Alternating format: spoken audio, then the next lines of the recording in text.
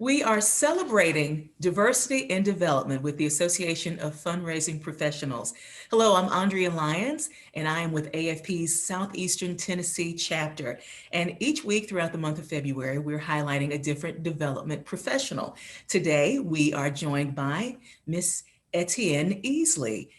Etienne, thank you so much for joining us today. It's a pleasure to have you as a part of this feature that we're doing. Tell us a little bit about where you work and the type of work that you do in development.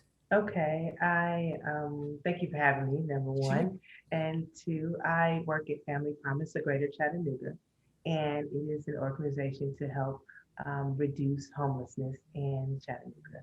Great. So my job is, of course, to keep our funding going by supporting programs and general operations, of course, and just to try to diversify our income streams. So Excellent. that is what, and it's proven to be a little bit difficult because of COVID, but Mhm. yeah, I think everybody understands that. So, and we absolutely. appreciate the efforts no matter Yeah. what. So, what attracted you to becoming a fundraiser?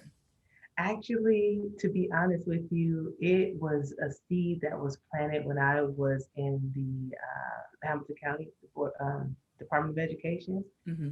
It was just one of those things where someone came to me and said, "We need this," and I don't know how to get it, so do something. And I was thinking to myself, "What do I do? What do you mean?" So I did the traditional things, but originally I actually just walked into Dollar General because I was just over it. I didn't know what to do. And so I'm sitting there checking out and I see there's a box that says Dollar General Literacy Grants. And I thought, hmm, okay. So I tore the little sheet off, no biggie, right? It was a little one pager there, half page actually.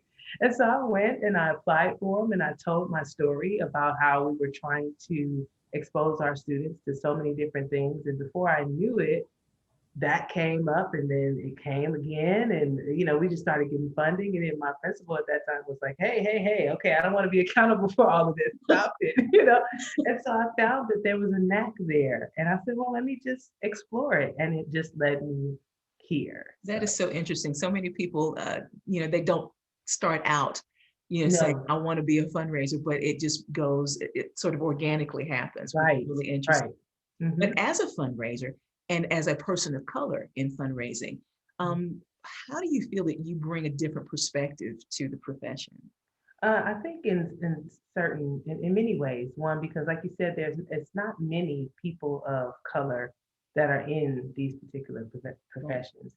And I mean, it's definitely female based. I can Mhm. say more so than that's there. But I say for the most part, it's not a lot of people of color. So for me, I I look at that as an opportunity to uh, gain the interest of other people that may be thinking about this particular type of profession and just don't know if they quite fit or they don't know about it enough, but they have this knack. I want to, pour that seed into someone else, Sure. but also I want to be able to tap into, honestly, the power of the black dollar because it is monumental, Mhm. and I want to dispel the myth that people of color don't give because that is not That's not true. We true. think Yeah. about all the families and legacies of people that tithe every week. We think about people who have causes and things that they believe in, but they just don't know how to go about showing that interest or appreciation into it or Yeah. funds into it. So I think there's a lot of ways to explore being a person of color and being able to rally up people of color to get on board. Not that they don't, but just to change the myth that they don't. Yeah. To I change think the that's mindset. important to me. The Yeah. mindset. We have to change the narrative that people of color don't give. Absolutely. Excellent point. I'm glad you brought that out. And I think that's important to mention and for people to know. Um, Mhm. what is one important lesson that you've learned as a fundraiser that you can share with us? I would have to say, and I know people may look at me a little bit weird when I say this, but for me, it's all about organization. And Hmm. I mean in all facets of fundraising and fund development. you cannot put your best foot forward in fundraising or grant writing or any of that if your deadline is today and you're working on it today. Yeah, You know, I absolutely. mean, you give yourself no room. I have to give myself room because I'll think of something I'm driving in the car to tell my story, right? And so, but I can't, I have to have time. So I think organization is key. Yeah. It is key. And so I give myself, I remember asking for things probably about a month or a month and a half in advance. And people are like, wow, you're pretty early, but okay, Well, you have because time. they like that initiative. I'll take it. Yes, that's great. I think that organization is definitely one of my hallmarks that I Yeah. try to hang my hat on as well.